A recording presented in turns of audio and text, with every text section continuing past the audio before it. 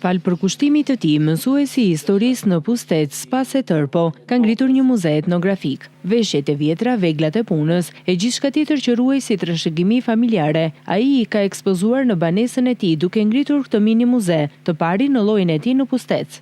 Vitet e fundit ka pasur shumë vizitor në zonën tonë, duke kaluar nëpër rrugicat e fshatit dhe këtu në afër shtëpisë time.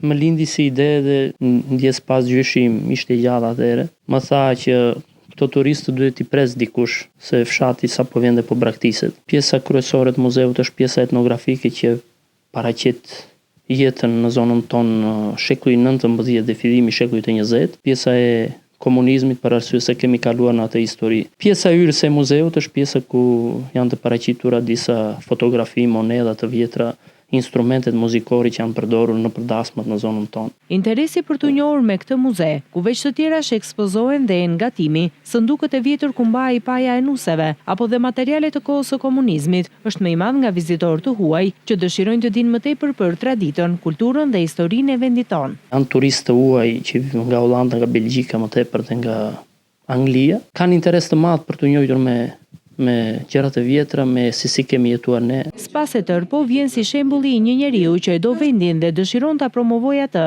qoftë dhe me këtë mënyrë të thjeshtë. Kjo pasi Prespa ka potencial të madh turistik, historik e kulturor.